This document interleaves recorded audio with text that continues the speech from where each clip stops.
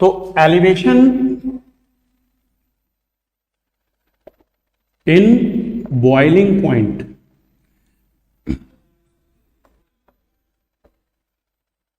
ठीक है, elevation in boiling point एक कोलिगेटिव प्रॉपर्टी है। कोलिगेटिव प्रॉपर्टी का मतलब होता है कि किसी सॉल्यूशन की वो प्रॉपर्टी, ठीक है, एक ऐसी प्रॉपर्टी होती है या यूं कहें प्रॉपर्टीज ऑफ सॉल्यूशन, जो कि नंबर ऑफ पार्टिकल सॉल्यूट पे डिपेंड करे, नंबर ऑफ पार्टिकल सॉल्यूट पर डिपेंड करे, ठीक है, तो उसे कहते हैं कोलिगेटिव प्रॉपर्टी। ठीक है, कोलिगेटिव प्रॉपर्टी में सबसे पहले आप ऊपर देख रहे हैं जैसे एलिवेशन इन बॉइलिंग पॉइंट, यानी कि बॉइलिंग पॉइंट का बढ़ जाना। आप जानते हैं कि वाटर 100 डिग्री सी पर बॉयल करता है, 100 डिग्री सी ये बॉइलिंग पॉइंट है, वाटर का नॉर्मल होता है। लेकिन अगर आप इसमें, ठीक है, कुछ शुगर ऐड कर दो या सॉल्ट ऐड कर दो या आप इसमें ग्लूकोज ऐड कर दो, कोई भी सॉल्यूट ऐड करने पे इसका जो बॉइलिंग पॉइंट होगा वो इंक्रीज कर जाता है। ठीक है, meaning boiling point of water will get increase, water 100 से ज्यादा टेम्परेचर पर अब बॉयल करेगा। उसी तरीके से दूसरा देखेंगे हम बच्चे, डिप्रेशन इन फ्रीजिंग पॉइंट। अच्छा, फ्रीजिंग पॉइंट डिप्रेशन का मतलब ये होता है कि जनरली आप जानते हैं कि जो 0 डिग्री सी है उस टेम्परेचर पर, ठीक है, at 0 degree C temperature water जो है वो फ्रीज करता है, ठीक है, मतलब कन्वर्ट टू आइस, आइस बन जाता है। लेकिन अगर उसमें हम सॉल्ट मिला दें या फिर उसमें हम ग्लूकोज मिला दें, ठीक है, या फिर उसमें हम सुक्रोज यानी टेबल शुगर मिला दें, ठीक, इफ एडेड, अगर ये सब मिक्स कर दिया जाए इसमें से कुछ भी, तो जो फ्रीजिंग पॉइंट है अब वो माइनस में चला जाएगा। ठीक है, वो लेस देन 0 डिग्री सी हो जाएगा। और जितना ज्यादा इसको मिलाएंगे, जितना ज्यादा साल्ट मिलाएंगे, उतना ज्यादा जो है डिप्रेशन फ्रीजिंग पॉइंट में होगा। ठीक, क्लियर है? तो डेल्टा टीएफ उतना ज्यादा जो है डिप्रेशन इन फ्रीजिंग पॉइंट बच्चा होता जाएगा। और ये आप लोग सभी लोग कहीं ना कहीं अपनी क्लासेस में पढ़ चुके हैं पहले भी। तो अभी जो है एग्जामिनेशन का टाइम है, तो जल्दी से इसको हम इसके सारे की पॉइंट्स देख लेते हैं और कहाँ पर दिक्कतें आती हैं, कहाँ पर गलतियां होती हैं उसे भी देख लेते हैं, और थोड़ा सा इसका जो डेरिवेशन है उसको थोड़ा सा सरसरी नजर से एक बार जरूर देखेंगे कि आखिर ये कहाँ से आता है एलिवेशन इन बॉइलिंग पॉइंट का जो, ठीक है, यहाँ पर डेरिवेशन है। तो elevation in boiling point, depression in freezing point, यानी कि बॉइलिंग पॉइंट का बढ़ जाना, डिप्रेशन इन फ्रीजिंग पॉइंट मतलब फ्रीजिंग पॉइंट का कम हो जाना, डेल्टा टीएफ ये हो गया बच्चे, और इसको हम लोग कहते हैं डेल्टा टीबी। ये दोनों ही कोलिगेटिव प्रॉपर्टी हैं जिनको आज हम स्टडी करने वाले हैं। इसके अलावा depression in freezing point, elevation in boiling point के अलावा osmotic pressure and relative lowering in vapour pressure भी 2 कोलिगेटिव प्रॉपर्टी हैं, और भी बहुत सारी कोलिगेटिव प्रॉपर्टी होती हैं। लेकिन हमारा जो सिलेबस है उसके अकॉर्डिंगली हमें ओनली 4 कोलिगेटिव प्रॉपर्टी को स्टडी करना होता है, normal as well as abnormal colligative property. ठीक है बच्चे, तो अब यहां पर देखेंगे सबसे पहले एलिवेशन इन बॉइलिंग पॉइंट का ही केस देखते हैं। ये एक ऐसी प्रॉपर्टी है जिसमें अभी मैंने कहा आपसे कि जितना ज्यादा आप सॉल्ट या शुगर या ग्लूकोज मिक्स करोगे उतना ज्यादा चेंज आएगा बॉइलिंग पॉइंट में, मतलब नंबर ऑफ पार्टिकल पे डिपेंड करता है। इंटरेस्टिंग ये है, बात समझिएगा, इंटरेस्टिंग ये है कि अगर 1 मोल सॉल्ट मिला दिया जाए, कॉमन सॉल्ट, और इसका अगर हम मॉस देखें तो 58.5 ग्राम होता है 1 मोल NaCl का। ठीक है, 1 मोल ग्लूकोज को अगर देखें तो बच्चा 1 मोल ग्लूकोज जो होगा वो 180 ग्राम होता है। ऐसे अगर 1 मोल हम सुक्रोज देखें, ठीक है, तो 1 मोल सुक्रोज 342 ग्राम होता है। फॉर्मूला इसका C12H22O11 है, इसका C6H12O6 है, कॉमन सॉल्ट NaCl है। ठीक है, अब सबसे इंटरेस्टिंग ये है बच्चों कि ये क्वांटिटी मतलब इसका अमाउंट तीनों का बराबर है, नंबर ऑफ पार्टिकल बराबर है, सब में नंबर ऑफ पार्टिकल 6.022 10⁻23 पार्टिकल्स है। ये नंबर जो है अगर सेम है तो एलिवेशन इन बॉइलिंग पॉइंट या depression in freezing point will be same, मतलब इनके मॉस तो अलग अलग है, इनके मॉस तो अलग अलग है। मीनिंग वाटर, कॉमन वाटर ले लें, मान लेते हैं कि हम यहां पर जो है कम से कम 100 लीटर ऑफ वाटर ले लेते हैं, ठीक है, 100 लीटर्स ऑफ वाटर लेते हैं और उसमें हम 58.5 ग्राम NaCl डालते हैं एक केस में, दूसरे केस में 180 ग्राम, ठीक है, ग्लूकोज, और तीसरे केस में 342 ग्राम सुक्रोज मिलाते हैं। इन तीनों ही केसेस में बच्चे क्या होता है कि अमाउंट तो ठीक है सेम है, अमाउंट सेम है, 1 मोल, अमाउंट मतलब क्वांटिटी, और जो ये आप देख रहे हैं ग्राम, ये होता है मॉस। तो मॉस में और क्वांटिटी में अंतर होता है, मॉस और अमाउंट दोनों अलग अलग फिजिकल क्वांटिटी होती हैं। तो आप इन शब्दों में थोड़ा सा ध्यान रखेंगे जब भी कभी कोई ऑब्जेक्टिव क्वेश्चन कर रहे हैं, रीजन असर्शन का क्वेश्चन कर रहे हैं, तो रीजन असर्शन में हो सकता है कि आपको बोल दे कि on addition of 1 mole of common salt, 1 mole of glucose, 1 mole of sucrose, the elevation और depression in freezing point, elevation in boiling point and depression in freezing point are same. और रीजन में आपको दे देगा it is because their masses are similar या same. तो mass same नहीं होता, उसका अमाउंट सेम है, ठीक है। चलिए जल्दी से आ जाइए बच्चों, सभी लोग जल्दी से आ जाइए। अच्छा स्वाति कैसे हो बच्चे? चलिए नीट क्वालिफाई करना है इस बार तुम्हें, गुड इवनिंग। अच्छा आज फर्स्ट क्लास कर रही हो, वेरी गुड। जल्दी से अपने फ्रेंड्स को सबको लेकर के आ जाइए, कम से कम 50 लोग दिखने चाहिए यहां पे, ठीक है स्वाति? चलो ठीक है, सभी को लेके आ जाइए।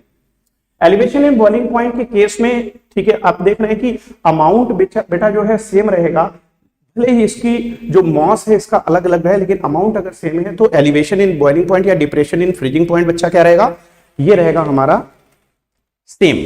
तो इसी को हम बोलते हैं कॉलिगेटिव प्रॉपर्टी, मतलब ऐसी प्रॉपर्टी किसी सॉल्यूशन की जो number of particle of solute पर डिपेंड करे, इस बात पे डिपेंड ना करे कि क्या मिलाया गया है उसमें, वो ग्लूकोज हो, वो सुक्रोज हो, या फिर वो फ्रक्टोज क्यों ना हो, ठीक है। वो कोई भी ऐसा सॉल्यूट होना चाहिए जो नॉन वोलेटाइल हो, कीवर्ड बोल रहा हूं नॉन वोलेटाइल, याद रखना नॉन वोलेटाइल मतलब वो इवापोरेट ना होता हो, ये बात ध्यान देना है, ठीक। यहां पर जो कॉलिगेटिव प्रॉपर्टी में प्रॉपर्टीज ऑफ सॉल्यूशन है जो डिपेंड करती है नंबर ऑफ पार्टिकल सॉल्यूट पे, और ये सॉल्यूट हमारा कैसा होना चाहिए, ये सॉल्यूट हमारा नॉन वोलेटाइल होना चाहिए, ये कीवर्ड है, ये ध्यान रखना है आपको। नॉन वोलेटाइल मतलब विच डज नॉट इवापोरेट, बच्चा जो इवापोरेट ना होता हो, ठीक। तो आप इसका ध्यान रखिएगा, कैम्फर है, ठीक है, तो कपूर अगर मिला देंगे पीस करके तो हालांकि वो मिक्स नहीं होगा, लेकिन मान लेते हैं कोई ऐसा सॉल्वेंट ले लेते हैं कि जिसमें वो मिक्स हो जाता हो, ठीक, कोई पोलर सॉल्वेंट ले लेते हैं like carbon tetrachloride, like benzene, उसमें वो घुल जाएगा, तो लेकिन वो वोलेटाइल है, उसको नहीं यहां पर हम जो है यूज करेंगे। हम इस केस में एलिवेशन इन बॉइलिंग पॉइंट के केस में केवल और केवल ऐसे सॉल्यूट को लेंगे जो नॉन वोलेटाइल हो, और दूसरी बात यह है उसके नंबर ऑफ पार्टिकल ज्यादा होने से उसका असर ज्यादा होगा। अब इसका कारण क्या है, क्यों ऐसा हो रहा है, बॉइलिंग पॉइंट क्यों बढ़ जा रहा है, आप लोग अपने एंड से जरा बताएं, जरा सोचिए क्यों ऐसा हो रहा है कि बॉइलिंग पॉइंट बढ़ जा रहा है, जल्दी से बताओ। चलो स्वाति बताओ, एलिवेशन क्यों हो रहा है बॉइलिंग पॉइंट में, बॉइलिंग पॉइंट क्यों बढ़ जा रहा होगा आखिर, सोचिए। कितने दिन से क्लास चल रही है, ठीक है, आपको आइडिया हो गया होगा सारी प्रॉपर्टीज सॉल्यूशन की कैसे चलती हैं, जल्दी से बताइए। किसी नॉन वोलेटाइल सॉल्यूट को ऐड करने पे सॉल्यूशन का बॉइलिंग पॉइंट क्यों बढ़ जाता होगा या फ्रीजिंग पॉइंट क्यों डिप्रेशन हो जाता होगा, इस बात को समझाइए जल्दी से प्रतीक।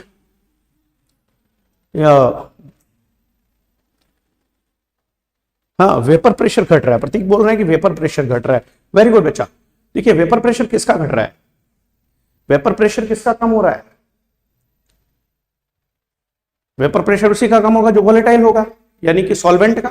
तो सॉल्वेंट का अगर वेपर प्रेशर कम होगा तो वेपर प्रेशर कम होने से क्या हो जा रहा है, बताइए जल्दी से, इसका क्या असर पड़ेगा, वेपर प्रेशर कम होने से क्या होगा, जल्दी से कमेंट करिए, वेपर प्रेशर कम होने से क्या होगा, यस वेरी गुड, क्योंकि सरफेस पर कुछ एरिया नॉन वोलेटाइल आ जाएगा, वेरी गुड वेरी गुड, बहुत सही आंसर है, ठीक है, यही चाहिए। देखिए अगर आप इतनी मेहनत से लगे हुए हैं तो डेफिनेटली आपको 70 आउट ऑफ 70, और केमिस्ट्री में नीट में 180 आउट ऑफ 180 लाने से केमिस्ट्री में कोई नहीं रोक पाएगा अगर आप इतने मेहनती हैं तो, वेरी गुड। देखिए क्या है जो प्रतीक आंसर बोल रहे हैं तो सभी बच्चे देखेंगे, देखिए क्या बोल रहे हैं। इन्होंने कहा कि यहां पर मान लेते हैं कि कोई एक वाटर बॉडी है, इस वाटर बॉडी में आप कभी रसगुल्ले लेने गए हैं? ठीक है, कभी रसगुल्ला खाए हैं? मिठाई वाले की दुकान पे जाइए, देखिए इस तरीके से रखे होते हैं उसके टब में, ठीक है, बर्तन में ऐसे रखे होते हैं। ये सब सफेद सफेद सफेद है, सब वोलेटाइल है। ये वाटर के मॉलिक्यूल सब इवापोरेट हो सकते हैं आसानी से, और जब ये वेपर बनाएंगे ना, तो ये वेपर का अपना कुछ क्या होगा, ठीक, इस वेपर का, this vapour will be in equilibrium with liquid. ये वेपर जब लिक्विड के साथ इक्विलिब्रियम में हो जाएगी तो एक अप्लाई करती है प्रेशर, ठीक है, अप्लाई करती है एक प्रेशर, और उस प्रेशर को ही बच्चा हम लोग क्या बोलते हैं, vapour pressure of liquid, vapour pressure of liquid. ध्यान देना बच्चे, बस यही की पॉइंट है, वेपर प्रेशर ऑफ लिक्विड, ठीक है। ये कल भी मैंने आपको बताया था, किसी भी लिक्विड का वेपर प्रेशर क्या होता है, उस लिक्विड की जो वेपर होती है अपने ही सरफेस पर या एटमॉस्फेरिक प्रेशर के अगेंस्ट जितना प्रेशर लगाती है, उसी को बच्चा हम क्या बोलते हैं, उसी को बोलते हैं vapour pressure of a liquid. अब बच्चे क्या होगा, ये वेपर प्रेशर किस बात पे डिपेंड करता होगा, जरा सोचिए। ये वेपर प्रेशर बच्चे डिपेंड करता है किस रेट से ये इवापोरेट हो रहा है लिक्विड, या कितना वेपर बन रहा है। अगर वेपर कम बनेगी तो वेपर प्रेशर डाउन हो जाएगा। तो यहां पर क्या है, अगर इसमें नॉन वोलेटाइल हम सॉल्यूट मिला देंगे, जैसे यहां पर देख रहे हो कि हम इसको शेडेड कर देते हैं, कुछ जो है कुछ पार्टिकल जो दिख रहे थे, ठीक, वो रसगुल्ले में हम गुलाब जामुन को महसूस करें कि उसके अंदर हमने ये रख दिए, ठीक है, ब्लैक कलर के। चलिए ये देखिए, ठीक है, अभी क्या हो रहा है, ये जो ब्लैक वाले पार्टिकल हैं इन्होंने सरफेस एरिया कम कर दिया, कुछ फंक्शनली यहाँ पे सरफेस एरिया कम हो गया, ठीक है, बिल्कुल कम हो गया होगा। ये जब बच्चा सरफेस एरिया कम हो गया, तो इस सरफेस एरिया कम होने से वेपर कम बनेगी, और वेपर कम बनेगी तो इसका मतलब क्या होगा, वेपर प्रेशर डाउन हो जाएगा। अब जब वेपर प्रेशर कम हुआ, वेपर प्रेशर कम होने की वजह से अब एटमॉस्फेरिक प्रेशर के उसको बराबर होने के लिए ज्यादा वेपर बनानी होगी, क्योंकि आखिरकार प्रेशर तो वेपर ही लगा रही है और वेपर कम बन रही है। और एटमॉस्फेरिक प्रेशर के बराबर होने के लिए, क्यों बराबर होने के लिए उसको ज्यादा वेपर चाहिए, क्योंकि उसको अगर बॉयल करना है किसी भी लिक्विड को, तो उस लिक्विड का वेपर प्रेशर ऊपर से लग रहे एटमॉस्फेयर के प्रेशर के क्या हो जाना चाहिए, बराबर हो जाना चाहिए, ठीक है। तो एटमॉस्फेरिक प्रेशर जब वेपर प्रेशर के बराबर होता है तो उसमें बच्चा क्या होता है, उस कंडीशन में वो लिक्विड बॉयल करता है। और मान लेते हैं कि पहले नॉर्मली 100 पर जब बॉयल कर रहा था तो इनफ वेपर बन रही थी, और काफी सारा ऊपर से एटमॉस्फेरिक प्रेशर जो लग रहा था उसके बराबर हो गया वेपर का प्रेशर, और वो लिक्विड बॉयल करना शुरू कर दिया। अभी क्या हुआ बच्चे कि जब हमने इसमें नॉन वोलेटाइल सॉल्यूट मिलाया तो एटमॉस्फेरिक प्रेशर राइज कर गया, बढ़ गया, ठीक है, एटमॉस्फेरिक प्रेशर बढ़ गया। ये बिल्कुल वैसा ही है जैसे मान लीजिए आप प्रेशर कुकर के अंदर आप देखते हैं कि जो उसका नोजल है जो उसके ऊपर लगा हुआ है, ठीक, वो उठ गया और आवाज कर रहा है आपका प्रेशर कुकर, ठीक, क्यों, क्योंकि अंदर का प्रेशर ऊपर से लगे हुए प्रेशर के बराबर हो गया। हमने क्या किया, ठीक है, या किसी एक बच्चे ने क्या किया, इस साउंड से वो परेशान हो गया, बार बार उसको ये इसकी आवाज परेशान कर रही थी, उसने क्या किया, दुगने वेट का नोजल उसके ऊपर रख दिया, तो अब जो वो बज रहा था वो बजना बंद हो जाएगा। क्यों, क्योंकि अंदर बनने वाली जो वेपर है उसका प्रेशर ऊपर से लग रहे प्रेशर के बराबर नहीं होगा। ठीक वैसा ही क्या होगा बच्चे, ठीक वैसा ही यहां पर क्या होगा, अगर हमने नॉन वोलेटाइल सॉल्यूट मिलाया तो अब उसका वेपर प्रेशर एटमॉस्फेरिक प्रेशर के बराबर होने के लिए उसको ज्यादा वेपर बनानी होगी, मतलब टेम्परेचर ज्यादा चाहिए, हीट ज्यादा चाहिए। और अब ये लिक्विड 100 पर बॉयल ना करके एक हाई टेम्परेचर पर बॉयल करेगा, ठीक है, डेफिनेटली ऐसे ध्यान रखेंगे। तो यहां पर हम एक खास बात लिख लेते हैं, ठीक है, कि यहां पे जो पॉइंट टू बी रिमेंबर, ये नोट कर लीजिएगा कि जो बॉइलिंग पॉइंट होता है, ये बॉइलिंग पॉइंट जो होता है, ठीक, ये वो पॉइंट है, ठीक है, the temperature at which vapour pressure of liquid becomes equal to atmospheric pressure. ठीक है, आपको इंफॉर्मेशन दे दें कि आज जो है लगभग 45 मिनट में हम इस टॉपिक को कवर कर लेंगे, और इसके बाद आज हेलो एल्केन हेलो अरीन आज ही शुरू कर देंगे।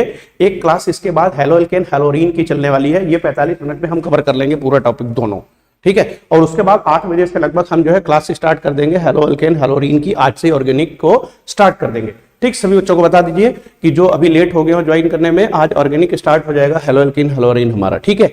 और वो फॉर्मल वे में स्टार्ट होगा, जो क्लास 12th के स्टैंडर्ड का होगा, जेईई मेंस का होगा, ठीक है, या नीट के लिए एग्जाम वो इंपॉर्टेंट होगा। जो उसका बेसिक है, जीओसी जो है वो हम क्लास 11th की क्लास अलग से स्टार्ट करेंगे, उसमें आप पढ़ेंगे, ठीक है। और जब हम बाद में जीओसी पढ़ाने लगेंगे तो उसका लिंक उस वीडियो पे डाल देंगे जो आप बाद में भी देख सकते हैं, ठीक है।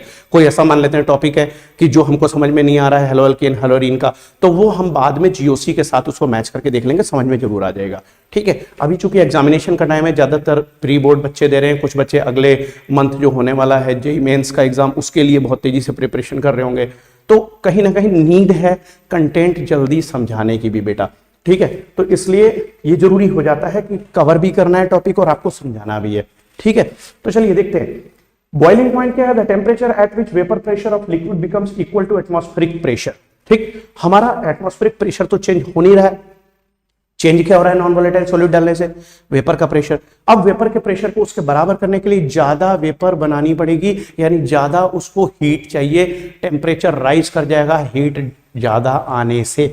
आपने देखा होगा कि एक फॉर्मूला आपने 11th में फिजिक्स में पढ़ा होगा, ठीक है, क्या पढ़ा होगा, केमिस्ट्री में भी आपने पढ़ा है, ठीक है, क्या पढ़ा है, Q is equal to ms delta T. ये फॉर्मूला बच्चे किस चीज का है, S यहां पर क्या है, specific heat capacity, specific heat capacity है। बच्चा एक बात बताओ, पानी में अगर नमक हमने डाल दिया तो क्या उसकी हीट कैपेसिटी पहले के जैसी रहेगी, नहीं, अब उसकी स्पेसिफिक हीट कैपेसिटी बदल जाएगी। तो अब उसको डेल्टा टी, और उसका टेम्परेचर बदलने के लिए हीट उसको ज्यादा चाहिए। कहने का मतलब कि अब उसका कुछ 1 डिग्री सी टेम्परेचर अगर बदलना है तो उसको हीट ज्यादा देनी होगी, ठीक है। तो यहां पर हीट काफी ज्यादा वो लेगा, अब उसका टेम्परेचर जो है वो धीरे धीरे बदलेगा, हीट ज्यादा ले लेगा, टेम्परेचर धीरे धीरे बदलेगा, यानी कि टेम्परेचर धीरे धीरे बदलेगा, जिसका मतलब हीट काफी स्टोर करेगा, इंटरनल एनर्जी काफी ज्यादा बढ़ेगी, और उसके बाद यहां से ज्यादा वेपर जब बनने लगेगी और हाई टेम्परेचर पर जाकर के उसकी जब वेपर ज्यादा बनेगी तो जाके वो बॉयल करेगा। इसी को हम बोलते हैं एलिवेशन इन बॉइलिंग पॉइंट। आइए इसको जल्दी से ग्राफ पे देख लेते हैं, ताकि ग्राफ भी ये शो कर दे कि हाँ एलिवेशन बॉइलिंग पॉइंट में कैसे हो रहा था। फटाफट देख लेते हैं, ठीक है। देखिए ग्राफ कैसे बनेगा, और उसी से आपका जो है एक फॉर्मूला डिराइव होकर के बच्चे आ जाएगा, जो हम फॉर्मूला इसमें न्यूमेरिकल प्रॉब्लम के लिए यूज करेंगे। वो कैसे आता है ये देखते हैं जल्दी से। इसको मैं इरेज कर दे रहा हूं, ठीक है, क्योंकि हमें यहाँ पर ग्राफिकल रिलेशन दिखाना है, तो थोड़ा सा ग्राफ हम क्लियरली दिखे, आपको विजिबल हो, इसके लिए बड़ा बनाए, ठीक है। ध्यान देंगे बच्चे, आपको ग्राफ खींचना है बॉइलिंग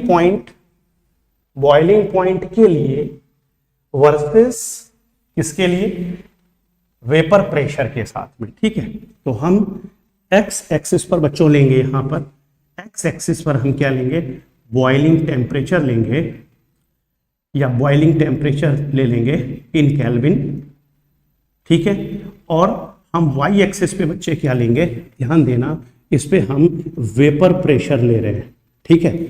अभी बेटा वेपर प्रेशर वाई एक्सिस पे, बॉइलिंग टेम्परेचर अपना एक्स एक्सिस पे है, ठीक है। ध्यान देना बच्चों, यहां पर क्या होने जा रहा है कि हम एक इमेजिनरी लाइन खींच देते हैं ऊपर, ताकि वो एटमॉस्फेरिक प्रेशर को शो करे। एक इमेजिनरी लाइन, यानी कि जो एक लेवल सेट कर देते हैं जिसके कि बराबर लिक्विड के वेपर प्रेशर को होना है, ठीक है। ये एटमॉस्फेरिक प्रेशर की लाइन है, ये बच्चा आपका एटमॉस्फेरिक प्रेशर है, जो कि सब जानते हैं नॉर्मल 760 mm ऑफ Hg होता है, या 1 atm होता है, या 760 टॉर होता है, या 1.013 इंटू 10⁵ न्यूटन पर मीटर स्क्वायर होता है, या इसको हम 0. क्या कहेंगे। अब एटीएम को अगर बार में बदलिएगा तो क्या कहिएगा, 1 atm इक्वल टू, याद होगा आपको, 1 atm इक्वल टू क्या कहते हैं, 1.013 इंटू 10⁵ न्यूटन पर मीटर स्क्वायर। और 1 बार क्या होता है बच्चे, याद होगा 1 इंटू 10⁵ न्यूटन पर मीटर स्क्वायर। इसके अकॉर्डिंगली बार और एटीएम में रिलेशन निकाल लीजिएगा, तो ऐसा कुछ भी यहां पे लिख सकते हैं।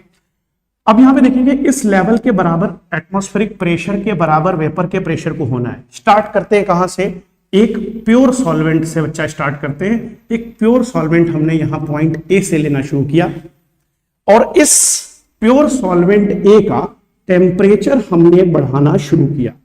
एक्स एक्सिस पे बता रहा है कि टेम्परेचर बढ़ रहा है, टेम्परेचर बढ़ने से उसकी वेपर ज्यादा बनेगी, वेपर ज्यादा बनेगी तो वेपर प्रेशर ज्यादा होगा। ये ग्राफ इस तरीके से चलेगा, और जैसे ही इस पॉइंट ये बी पे पहुंचेगा तो इसका जो वेपर प्रेशर लिक्विड का है, यानी कि प्योर सॉल्वेंट का जो वेपर प्रेशर है वो एटमॉस्फेरिक प्रेशर के बराबर हो जाएगा। ठीक है, ये प्योर सॉल्वेंट है, उसका वेपर प्रेशर एटमॉस्फेरिक प्रेशर के बराबर हो गया। अब यहां से हम एक पॉइंट देखेंगे जो ये शो करता है कि ये लिक्विड किस टेम्परेचर पे बॉयल कर रहा था। तो इसको हम लिख सकते हैं टी सॉल्वेंट, इसको हम टी सॉल्वेंट लिख सकते हैं बच्चे, ठीक है, इसको टी सॉल्वेंट लिख सकते हैं। और फिर यहां से हम देखेंगे कि अगर इसी में सेम टेम्परेचर, बच्चे जहां से हमने स्टार्ट किया था, बहुत ध्यान से बात को समझिएगा, जिस टेम्परेचर से हमने शुरू किया था, ये इनिशियल टेम्परेचर कुछ था, उस इनिशियल टेम्परेचर पर जो प्योर सॉल्वेंट था उसका वेपर प्रेशर, ठीक, पॉइंट ए पर जितना भी वेपर प्रेशर रहा होगा वही रहा होगा। लेकिन यहां पर हम देखते हैं कि ये जो एटमॉस्फेरिक प्रेशर है उसके बराबर टी सॉल्वेंट या यूं कहें टी नॉट टेम्परेचर पर इसका, ठीक है, बॉइलिंग होना स्टार्ट हो गया। सेम टेम्परेचर पर कोई दूसरा एक सॉल्यूशन देखते हैं, ठीक है, साथ साथ में इमेजिन कर लीजिए ये एक प्योर सॉल्वेंट है, ये प्योर सॉल्वेंट है, इसमें कुछ भी मिक्स नहीं है। दूसरे केस में हम देख लेते हैं कि इस सॉल्वेंट में कुछ हमने यहां पर सॉल्यूट मिक्स कर दिया, कुछ कहने का मतलब कितना, ये आपको दिख रहा होगा, ये ऐसे दिखा देते हैं, इतने सॉल्यूट के पार्टिकल आ गए। तो इस सॉल्यूशन को हम नाम दे देते हैं solution first, solution first they देते हैं बच्चा इसका नाम। अब अगर सेम टेम्परेचर की बात करें तो प्योर सॉल्वेंट के केस में अगर वेपर इतनी बन रही थी, प्योर सॉल्वेंट के केस में अगर वेपर इतनी बन रही थी, ध्यान देना ये ब्लैक वाले नॉन वोलेटाइल सॉल्यूट के पार्टिकल है, इनको कभी भी वेपर मत बनाना। लेकिन यहां पर दूसरे केस में वेपर थोड़ी सी कम हो गई, जाहिर सी बात है अगर ये वेपर कम बन रही है तो यहां पर कहां आप शो करेंगे, इसको ग्राफ में नीचे कहीं शो करेंगे, इस पॉइंट से शो करेंगे। मान लेते हैं इस पॉइंट को हम ले लेते हैं सी पॉइंट या पी ले लेते हैं और पी से स्टार्ट करते हैं अब अपना कर्व। ये टेम्परेचर बनाने से इसका भी वेपर प्रेशर बढ़ेगा और जब जाकर के ये पॉइंट क्यू पर जाकर के एटमॉस्फेरिक प्रेशर वाली लाइन को टच करेगा तब ये लिक्विड जाकर के बॉयल होना स्टार्ट होगा। इसको हम लिखते हैं solution first. Solution first sem है, जैसे आपने सॉल्यूशन फर्स्ट देखा वैसे ही हम एक केस और लेंगे बच्चा, और वो होगा हमारा सॉल्यूशन सेकंड। और सॉल्यूशन सेकंड के केस में हम क्या करने वाले हैं, अब बहुत ध्यान से देखिएगा बच्चे, सॉल्यूशन सेकंड के केस में हम क्या करने वाले हैं, उस केस में हम सॉल्यूट का जो है नंबर ज्यादा बढ़ा देंगे। इस बार नॉन वोलेटाइल सॉल्यूट थोड़ा सा ज्यादा लेंगे, जितना आपको दिखाई दे रहा है उतना ज्यादा ले लेंगे ताकि आपको कंसंट्रेशन ज्यादा समझ में आए। और यहां पर जो सॉल्यूशन सेकंड की वेपर बनेगी वो बहुत ही कम बनेगी, ठीक है, ये हमारा सॉल्यूशन सेकंड है। अब बच्चा सॉल्यूशन सेकंड के केस में जब यहां पर हम चलेंगे तो पॉइंट हम एम से कहीं शुरू करेंगे, ये पॉइंट एम से स्टार्ट करेगा बच्चा हमारा, ठीक है, और यहां से जाते हुए हम कहां पहुंचेंगे, किसी पॉइंट एन पे पहुंचेंगे। जब एन पे पहुंचेंगे उस समय क्या होगा, ये सॉल्यूशन सेकंड बॉयल होना स्टार्ट हो जाएगा, ये सॉल्यूशन सेकंड होगा, ठीक है। और सॉल्यूशन सेकंड बॉयल कब कर रहा है, ठीक, किस टेम्परेचर पर, ध्यान देंगे ये टेम्परेचर सभी हम मार्क कर देंगे बच्चा, ठीक है। हम टेम्परेचर मार्क करते हैं इसके लिए कौन सा, T2, ठीक, T2, टू नीचे ही लिखना, कहीं ऐसा ना हो कि आप ऊपर लिख देंगे तो स्क्वायर लगने लगेगा, कहीं कंफ्यूजन हो जाएगा।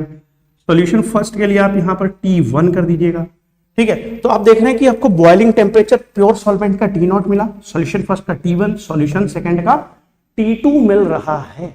अब एक बात खास समझना, जो इसके डेरिवेशन में सबसे इंपॉर्टेंट बात होती है बच्चा, वो क्या होती है तुम्हें बता दे रहा हूं।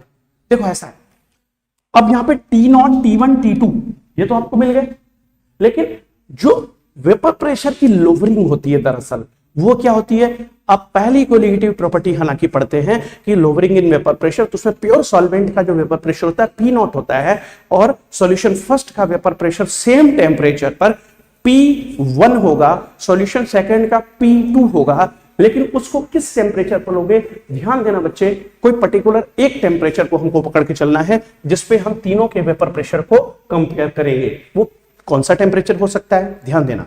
यहां पर अगर हम देखें बच्चा तो ये वेपर प्रेशर की लाइन जो है ये सबके सब सेम है, यहां वेपर प्रेशर इन तीनों के और एटमॉस्फेरिक प्रेशर बराबर है।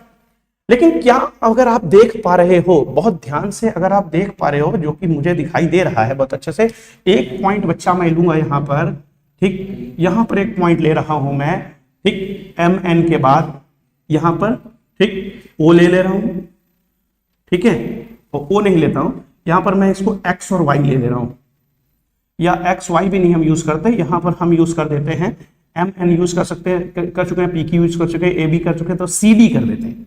ठीक है, सी और डी 2 पॉइंट ले लेता हूं। मुझे क्या करना है कि प्योर सॉल्वेंट के बॉइलिंग टेम्परेचर पर बाकी के दोनों सॉल्यूशन के वेपर प्रेशर चाहिए। तो पॉइंट सी पर अगर आप देख पा रहे हो बच्चे, पॉइंट सी पर अगर आप देख पा रहे हो तो वेपर प्रेशर कितना है, ध्यान देना, सॉल्यूशन फर्स्ट का वेपर प्रेशर P1 है और सॉल्यूशन सेकंड का वेपर प्रेशर P2 है। और अगर आप देखोगे तो उस टेम्परेचर पर, ये T0 टेम्परेचर पर जो वेपर प्रेशर है आपके प्योर सॉल्वेंट का, वो बच्चा P0 है। अगर किसी को इसमें डाउट हो तो बताओ, जो मैंने अभी ग्राफ खींचा है उसमें जो वैल्यूज पुट की है, किसी को भी डाउट हो तो बोलो। Good evening. अरे एलिमेंट एडुटेक हमारा खुद ही हमसे कर रहा है। गुड चलिए ठीक है, कुछ बच्चे यहां पर आकर भी क्लास करते हैं, तो वही जो है रिकॉर्डिंग रूम के दूसरे रूम में बैठ करके क्लास करते हैं, स्क्रीन पर देखते हैं। कभी आपको भी हम बुलाएंगे सभी को। ठीक है, बताइए।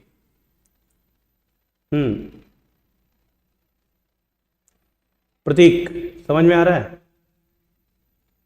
चलो चलो जल्दी से बताओ। चलिए, वेरी गुड। यस।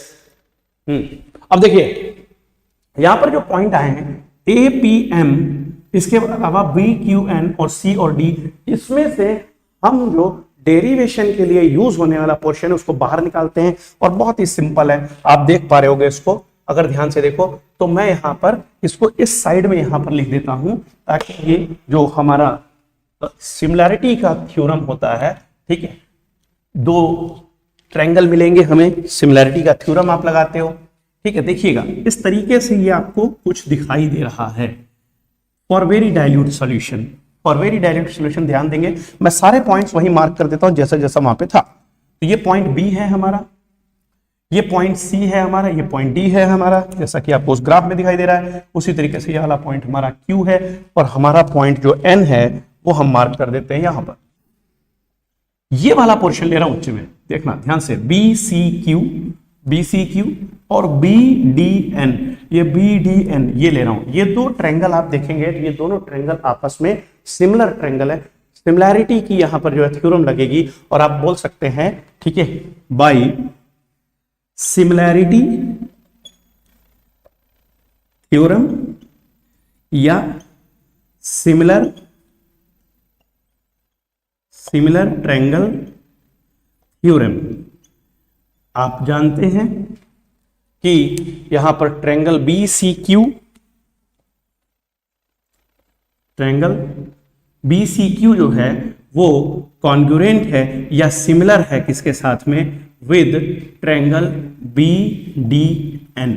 अगर बेटा ठीक है इनमें जो है ठीक इस तरीके की सिमिलैरिटी है, तो आप लिख सकते हैं इनके जो साइड्स हैं उनके जो रेशियो हैं वो बराबर होंगे। तो यहां आप लिख सकते हैं कि B C divided by B D will be equal to B Q divided by Q N. अब जरा बच्चा देखो बी सी तुम्हारा क्या है, ठीक है, बी सी देख सकते हो, बी और सी, यहां देखो बी सी क्या है, पी नॉट, बी तक जो है नीचे से देखिए, यहां से शुरू करेंगे, ओरिजिन से शुरू करेंगे, ओरिजिन से हाइट जो बी की है वो पी नॉट है, और ओरिजिन से हाइट जो सी तक की है वो कितनी है, आंसर है P1 है।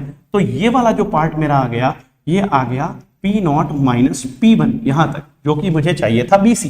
तो ये जो BC पार्ट है बच्चा, BC जो पार्ट आ रहा है वो P नॉट माइनस P1 है। तो मैं इसको लिख सकता हूं यहां पर P not minus P1 divided by BD को देखें, B से लेके D तक क्या मिल रहा है आपको समझ में आ रहा होगा, ये P2 है, यहां से यहां तक P नॉट है। तो हम क्या करेंगे, माइनस किसमें से किसको, P नॉट में से P2 को माइनस करेंगे। BQ देखेंगे, BQ क्या दिख रहा है, सभी बच्चों को समझ में आ रहा होगा BQ क्या है, यहां से ओरिजिन से Q तक T1 है, ओरिजिन से B तक T नॉट है, तो T1 में से T नॉट घटा देंगे, T1 में से T नॉट घटा देंगे। लाइकवाइज Q1 बच्चा लोग देखेंगे तो Q1 में दिख रहा है T2 में से हम यहां पर T नॉट घटा देंगे। ठीक है, यहां पर Q1 नहीं लेना था मुझे, BQ डिवाइडेड बाई BN लेना था। तो BN हम देखेंगे, BN क्या होगा, T2 माइनस T नॉट। ठीक है, T2 माइनस T नॉट आ जाएगा। इस कंडीशन में बच्चा अगर हम लोग देखें तो बहुत ध्यान से देखिएगा, यहां आप लिख सकते हो डेल्टा P1 यानी कि lowering in vapour pressure of solution first divided by lowering in vapour pressure of solution second, delta P1 by delta P2 बराबर क्या आ जाएगा, T1 minus T not. T1 क्या है, सॉल्यूशन फर्स्ट का बॉइलिंग पॉइंट, टी नॉट क्या है, solvent का boiling point. तो पहले सॉल्यूशन का बॉइलिंग पॉइंट का elevation delta T1 divided by delta T2। ठीक बच्चा, यहां से आपको देखने से समझ में आ रहा होगा कि जो डेल्टा P है वो डायरेक्टली प्रोपोर्शनल है डेल्टा T के। बहुत क्लियरली समझ में आ गया। यानी कि लोअरिंग इन वेपर प्रेशर जितना ज्यादा होगा, एलिवेशन इन बॉइलिंग पॉइंट उतना ही ज्यादा होगा। मैं पहले केस में यहां पर सबस्क्रिप्ट लगा देता हूं डेल्टा टीबी वन, और दूसरे केस में लिख देता हूं डेल्टा टीबी टू। ठीक है बच्चा, आपको समझ में आ रहा होगा आई थिंक सो कि delta P directly proportional to delta T. और अगर हम देखें तो फर्स्ट हमारा जो, ठीक है, जो पहला हमारा, ठीक है, relative lowering in vapour pressure का, relative lowering in vapour pressure का जो हमारा टॉपिक होता है उसमें सभी बच्चे जानते हैं according to Raoult law delta P by P naught जो होता है relative lowering in vapour pressure, ये बराबर होता है मोल फ्रैक्शन ऑफ सॉल्यूट के। अब मोल फ्रैक्शन ऑफ सॉल्यूट का मतलब है number of mole of solute divided by total number of mole of mixture. तो अगर यहां देखें तो हम लिख सकते हैं delta P directly proportional to N solute. और अगर हमें यहां पर एन सॉल्यूट मिल गया, ठीक है, तो यहां बहुत क्लियर बात है कि ये relative lowering in vapour pressure में जो लोअरिंग इन वेपर प्रेशर है वो नंबर ऑफ मोल सॉल्यूट पर डिपेंड कर रहा है। ठीक है, और ये आप बहुत अच्छे से बच्चे जानते हो कि डेल्टा पी जो है वो कहीं ना कहीं अगर बराबर किसके हैं, डेल्टा पी अगर बराबर किसके हैं, P not multiply x solute के। तो यहां पर एक्स सॉल्यूट के केस में अगर आप देखोगे ध्यान से तो कहीं ना कहीं आपको एक रिलेशन मैंने बताया था पिछले क्लासेस में, मोलैलिटी का रिलेशन बताया था बच्चे, याद होगा तो, मोल फ्रैक्शन ऑफ सॉल्यूट मल्टीप्लाई, याद होगा आपको, मोल fraction solute multiply 1000 divided by mole fraction of solvent multiply यहां पर molar mass of solvent, molar mass of solvent. याद आया? इसका मतलब मैं कह सकता हूं बच्चे कि जो मोलैलिटी होती है वो directly proportional to mole fraction of solute होती है। और अगर molality directly proportional to mole fraction of solute होती है तो मैं यहां पर बहुत सिंपली यहां पर कह सकता हूं कि डेल्टा पी यहां पर जो मोल फ्रैक्शन ऑफ सॉल्यूट के डायरेक्टली प्रोपोर्शनल था, ठीक है, मोल फ्रैक्शन ऑफ सॉल्यूट के डायरेक्टली प्रोपोर्शनल था, क्योंकि यहां से पी नॉट मैंने हटा दिया, तो मैं यहां पर कह सकता हूं बच्चा कि delta P directly proportional to molality as well. और अगर डेल्टा पी मोलैलिटी के डायरेक्टली प्रोपोर्शनल है तो मेरा डेल्टा टी जो है वो भी यहां पर मैं लिख दे रहा हूं delta P directly proportional to molality, तो delta T will also be directly proportional to molality. और डेल्टा टी भी जो है अगर मोलैलिटी के डायरेक्टली प्रोपोर्शनल होगा तो डेफिनेटली इसको इक्वल टू करके हम लोग क्या लिखने वाले हैं, delta T B equal to K B into molality. ये मेरा एलिवेशन इन बॉइलिंग पॉइंट का फाइनल इक्वेशन आ जाएगा। मुझे लग रहा है कि थोड़ा सा जो मैं नीचे यहां पर लिख रहा हूं या कुछ साइड में मैंने लिखा है वो डेरिवेशन वो शायद आपको दिख नहीं रहा है। ठीक है, बिल्कुल एकदम क्लियरली इस साइड में विजिबल नहीं है, तो हम थोड़ा सा इसको एडजस्ट करते हैं इस साइड में, मेरे ख्याल से अभी आपको दिखने लगेगा। ठीक है, और थोड़ा सा इसको जो है, ठीक है, अभी बताइएगा एडजस्ट करके।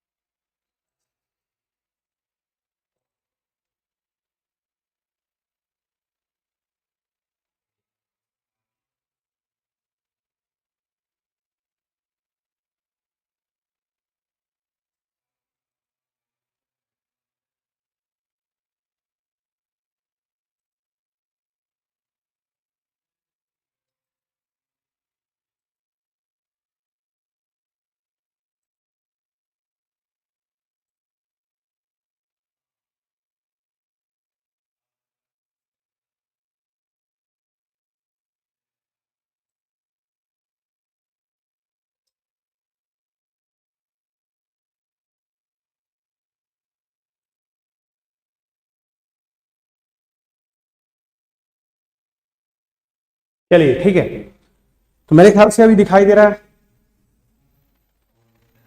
ठीक है।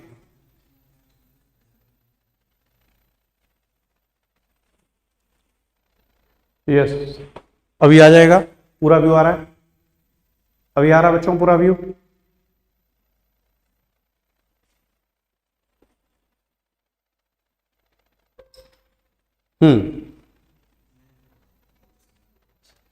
यस, तो एक बार फिर से डेरिवेशन को देख लेंगे, ठीक है, एक बार फिर से देख लेंगे।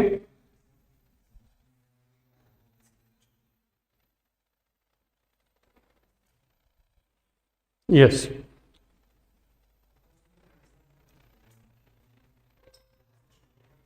आइए बच्चों देखिए, यहां जो हमने ट्रायंगल लिए थे दो, ट्रायंगल बी सी क्यू और ट्रायंगल बी डी एन, इनमें से दोनों ट्रायंगल एक दूसरे के क्या है, ठीक है, सिमिलर ट्रायंगल है।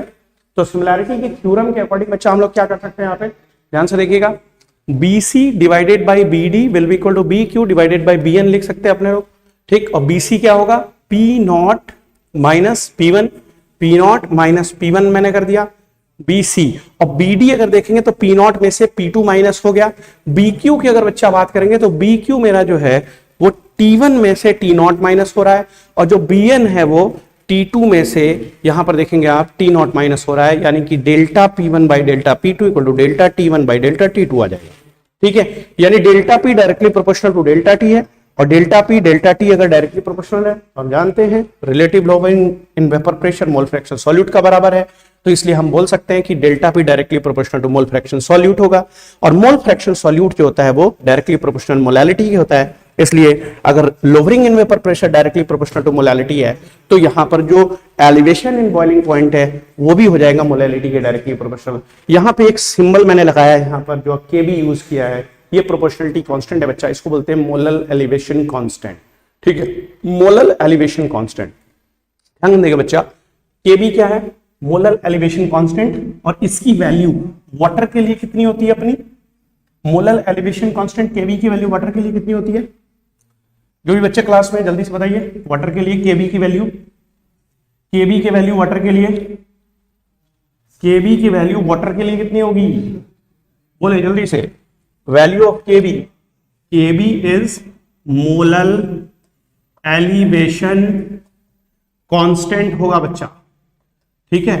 और इसकी जो वैल्यू है, ठीक है, वैल्यू ऑफ वाटर, ठीक है, value of KB for water ऐसा लिख लेंगे, क्योंकि वाटर के लिए है, तो वाटर के लिए इसकी वैल्यू 0.52 के केजी मोल इनवर्स होती है, ठीक। अब यहां पर हम फॉर्मूले को एक बार फिर से लिख लेते हैं, delta T B equal to K B multiply molality, और मोलैलिटी की जगह पे हम जानते हैं कि जो मोलैलिटी का पूरा फॉर्मूला है अगर वो पुट कर दें तो बच्चा आएगा यहां पर मास of solute divided by molar mass of solute अपना आ जाएगा, मास ऑफ सॉल्वेंट आ जाएगा बच्चा, ठीक है, ग्राम में, और फिर हम 1000 से न्यूमरेटर में मल्टीप्लाई दे देंगे उसको केजी बनाने को।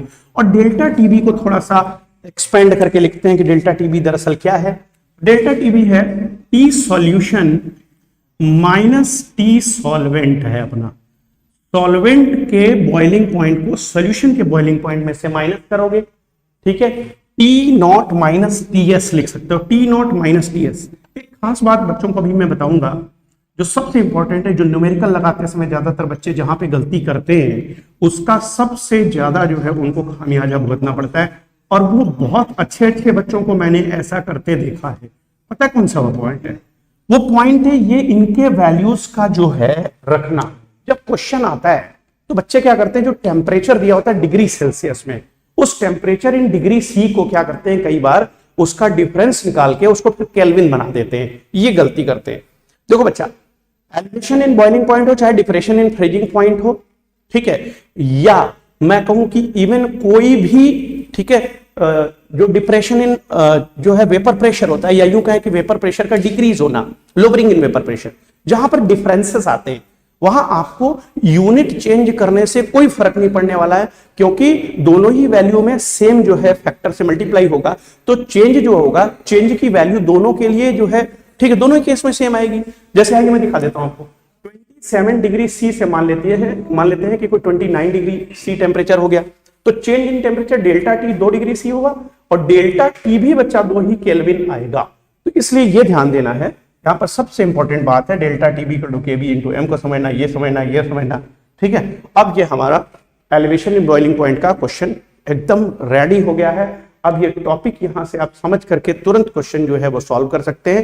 एक छोटा सा क्वेश्चन आइए सॉल्व भी कर लेते हैं, ठीक है। आप क्वेश्चन लिखेंगे, क्वेश्चन लिखिए, water boils normally at 100 degree C, केवल इंफॉर्मेशन लिखेंगे, पूरी लैंग्वेज में जाकर के नहीं लिखेंगे पूरा, आप इंफॉर्मेशन लिखिए, ठीक है। लिखिए कि वाटर नॉर्मली 100 पर बॉयल करता है, मतलब टी सॉल्वेंट 100 है, जल्दी से लिखेंगे बच्चे, ठीक है। क्वेश्चन लिखेंगे, टी सॉल्वेंट जो कि वाटर है वो 100 है, यहां पर इसका मतलब 373 के हो जाएगा, बच्चा समझ रहा होगा सभी, 273 और 100 जोड़ देंगे, ठीक, तो इन के हो जाएगा, ठीक है।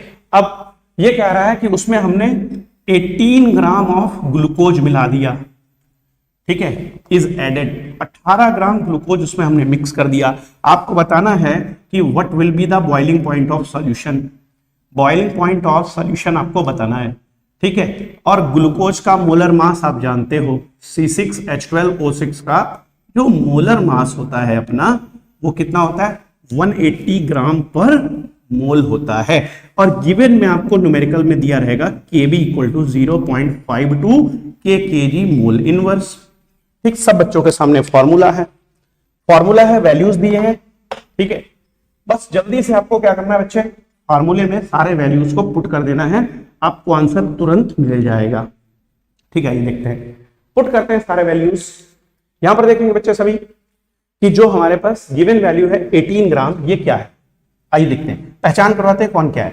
देखो बच्चा, 18 ग्राम जो है मास ऑफ सॉल्यूट है, 180 ग्राम पर मोल बच्चा क्या है बताओ, 180 ग्राम पर मोल मोलर मास ऑफ सॉल्यूट है क्या। और यहां पर हमें एक चीज और इंफॉर्मेशन देनी होगी कि of glucose is added to 2 kg of water, 2 kg पानी में डिसॉल्व किया गया, ये जरूर इंफॉर्मेशन दी होगी, यानी 2 kg ऑफ वाटर जैसे। तो मास ऑफ सॉल्वेंट इन ग्राम की बात करें यहां पर, तो यहां पर क्या आ जाएगा, 2000 ग्राम। और केबी की वैल्यू बेटा आपको गिवन है, केबी इज आल्सो गिवन। मेरे ख्याल से वैल्यू बहुत जल्दी से पुट करके आंसर निकालिए जल्दी से। चलो प्रतीक आंसर बताओ फटाफट, ठीक है, जल्दी, यस बोलिए बच्चे, न्यूमेरिकल का जल्दी से आंसर निकालें, जल्दी से बताएं बच्चे, क्या आ रहा होगा आंसर, यस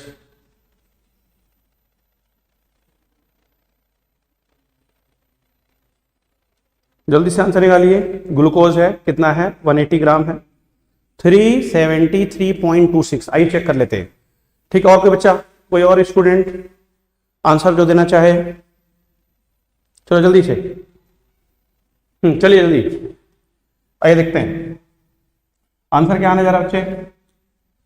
देखिए delta T B equal to K B into M था, मोलैलिटी कितनी आएगी ध्यान से देखना, ठीक है। यहां पर आपको क्या करना है, वैल्यू जो पुट करनी है डेल्टा टीबी के लिए, तो केबी की वैल्यू 0.52 है, मास ऑफ सॉल्यूट 18 है, 1000 divided by molar mass of solute अपना, ठीक है, क्या है, ग्लूकोज यानी 180 है।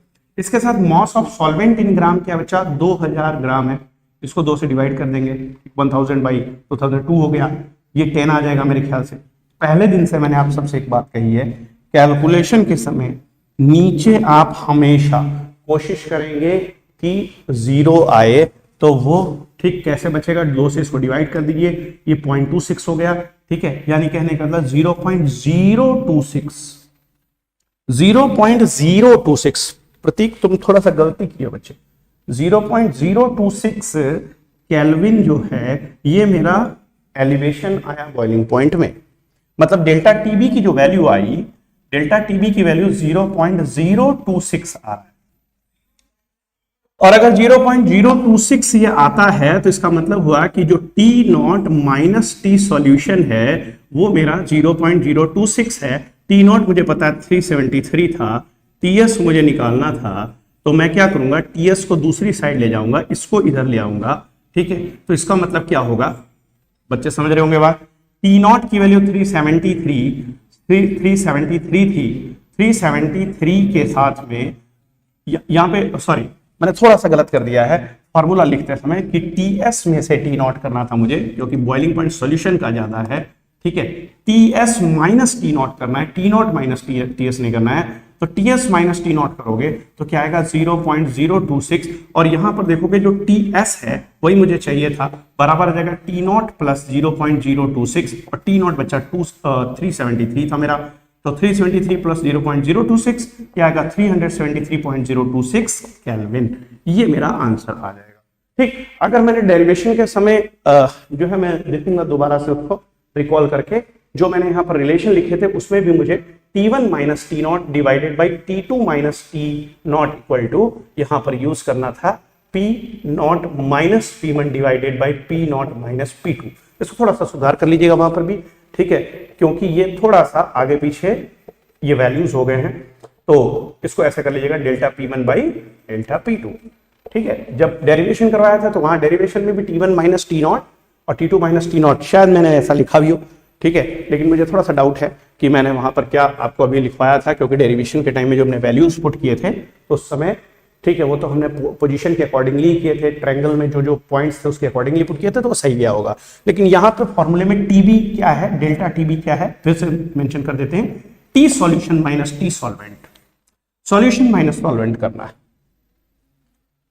ठीक है, ठीक है, अच्छा ठीक है, डेरिवेशन में प्रॉब्लम नहीं था ना, वेरी गुड। यहाँ पर न्यूमेरिकल लगाते समय थोड़ा सा मिस्टेक एक जगह हुआ था, यहाँ पर लास्ट टाइम मैंने T0 माइनस TS लिख दिया था, तो ऐसा कंफ्यूजन कभी कभार आपको हो सकता है कि थोड़ा सा, लेकिन आपको तुरंत पता चल जाएगा कि नेगेटिव में तो जाएगा नहीं, एलिवेशन इन बॉइलिंग पॉइंट का केस है तो बॉइलिंग पॉइंट तो बढ़ेगा, घट तो सकता ही नहीं है, ये आपको मिल जाएगा, ठीक है। आइए आगे चलते हैं, अब हम लोग एक क्वेश्चन ऐसा ही और कर लेते हैं, ठीक है, जिसमें हम क्या करेंगे, इस बार molar mass of solute calculate करेंगे। क्वेश्चन इसका आता कैसा है, इसका क्वेश्चन यही आएगा, या तो एलिवेशन इन बॉइलिंग पॉइंट के केस में सॉल्यूशन का बॉइलिंग पॉइंट पूछ लेगा, या फिर हो सकता है कि एलिवेशन इन बॉइलिंग पॉइंट आपको दे दे, जैसे डेल्टा टीबी दे दे और मोलर मास सॉल्यूट पूछे, मास ऑफ सॉल्यूट दे करके, ठीक है, सॉल्वेंट का मास देखे, या ऐसा हो सकता है मास सॉल्यूट दे दे, ठीक, और मोलर मास सॉल्यूट दे दे और एलिवेशन इन बॉइलिंग पॉइंट दे के मास ऑफ सॉल्वेंट पूछ ले, तो कोई भी एक वेरिएबल वो पूछ सकता है। क्वेश्चन टफ तब होता है जब दो क्वेश्चन को एक साथ मिला के किसी एक फॉर्मूले में यूज होने वाले दो वेरिएबल एक साथ पूछे जाते हैं, वही सबसे कठिन क्वेश्चन होता है, ठीक है।